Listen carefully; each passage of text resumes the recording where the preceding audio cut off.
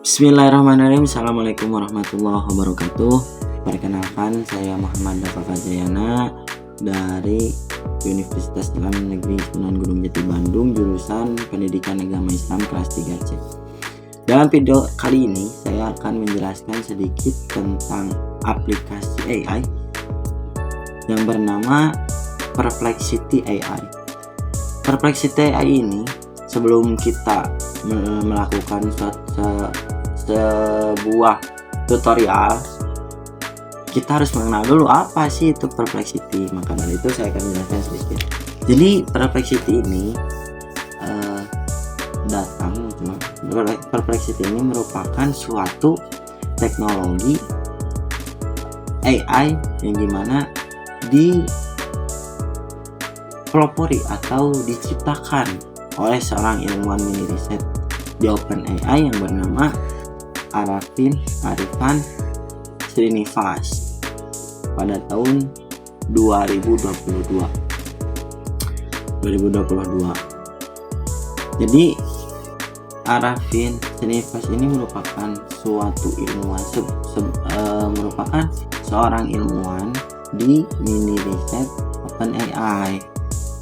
Jadinya kecerdasan buatan dia ada di salah satu yang menciptakannya gitu.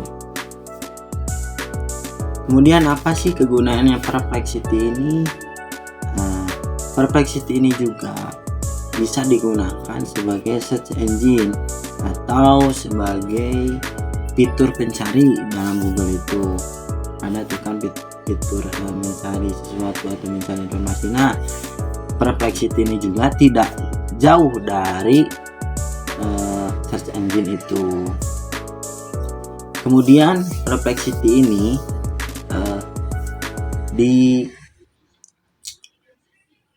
disangkut pautkan atau menjadi suatu AI yang saling berkontrak antara Perplexity dan ChatGPT. Bahkan kalau kita bandingkan antara ChatGPT dan Perplexity ini, memang lebih tua dan lebih populer ChatGPT, namun Perplexity dalam segi kualitasnya lebih unggul. Mengapa demikian? Karena Perplexity ini fiturnya itu dilengkapi dengan berbagai sumber yang dikemukakan oleh Perplexity ini. Beda halnya dengan ChatGPT hanya mengemukakan informasi terkait, namun tidak dicantumkan sumber adanya jawaban tersebut.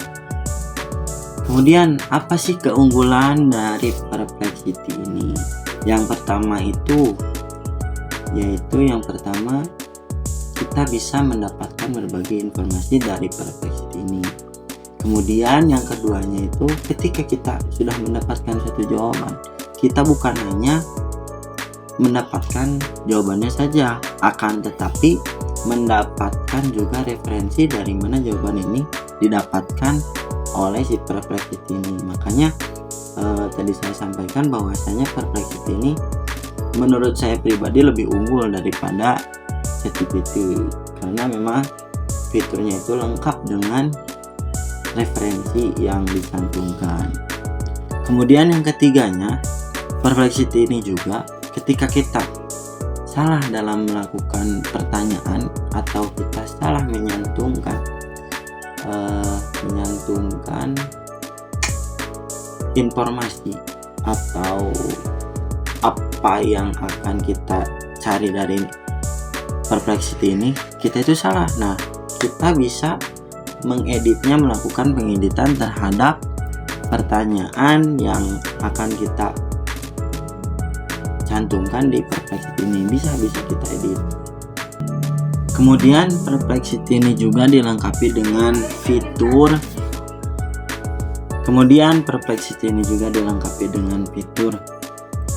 mencantumkan sebuah makalah atau mencantumkan sebuah jurnal.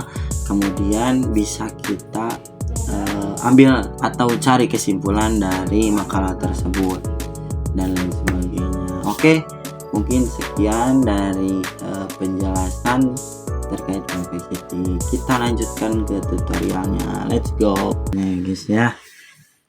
Yang pertama kita cari dulu Google. Kemudian kita cari aplikasi. Mungkin aplikasi AI ini bisa kita cari di web atau kita langsung mendownload di App Store atau Play Store gitu ya teman-teman. Coba kita cari Perplexity. Nah ini ada ya, kemudian kita pencet.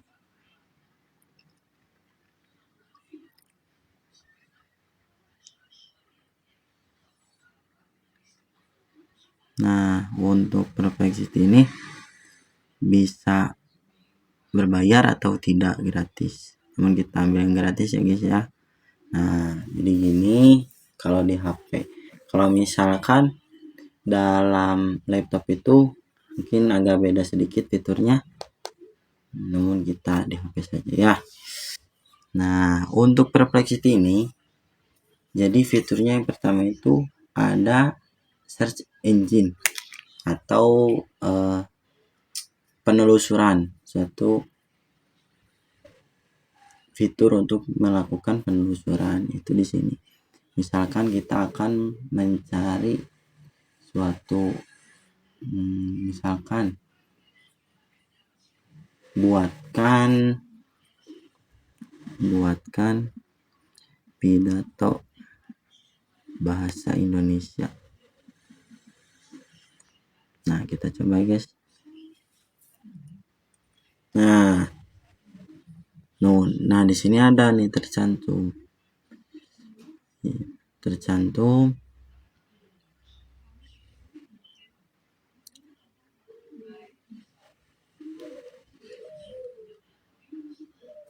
pidato bahasa Indonesia yang kita maksud. Kemudian kita coba cari lagi apa yang dimaksud dengan belajar.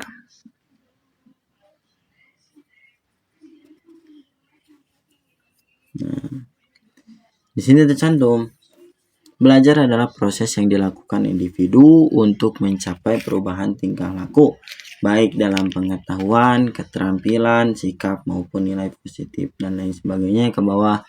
Nah, kelebihan dari Perplexity ini yaitu di atasnya ada tercantum referensi-referensi atau sumber-sumber jawaban yang tercantum di Perplexity ini.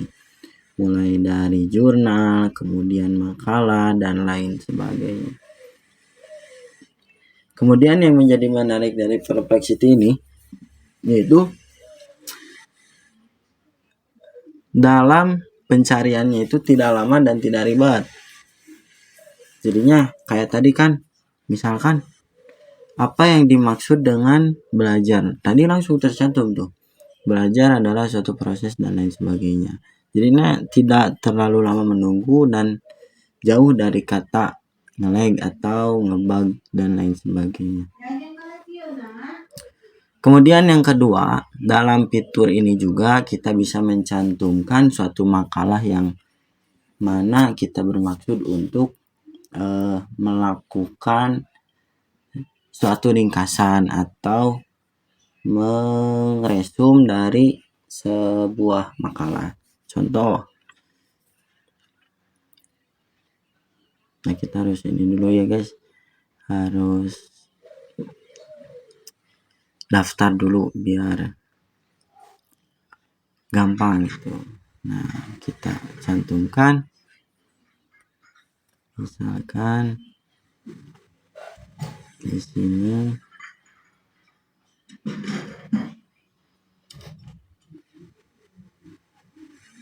misalkan, nah saya mencantumkan suatu makalah berjudul tafsir itu ya. Tunggu guys, lagi upload. Nah, di sini tercantum tuh ada. Nah, ini nih ada nih tafsir. Kemudian kita coba untuk meringkas lah makalah tersebut dengan baik dan benar. Kita coba. Nah, di sini tercantum tuh bahwasanya dalam tafsir kelompok 13 ini mencantumkan membahas sebuah konsep ulama dalam perspektif Al-Quran dan lain sebagainya tuh. Jadi memang sangat-sangat ringkas, dan kenapa tidak ada sumbernya, karena memang ini yang menjadi sumbernya itu yaitu makalahnya itu sendiri.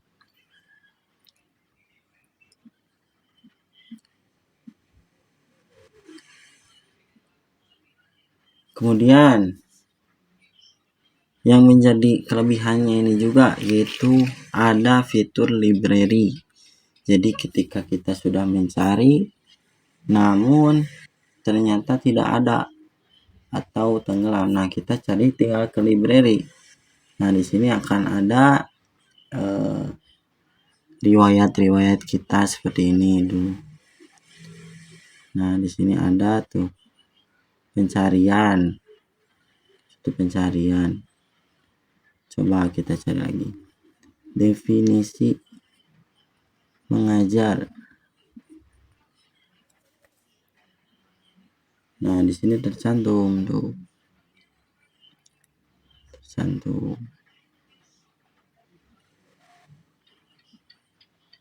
Nah ketika kita ingin merubah pertanyaan atau ingin menambahkan, kita bisa melakukan fitur ini, tambahkan atau ingin mengganti pertanyaan atau dan lain sebagainya, kita bisa menggunakan fitur ini.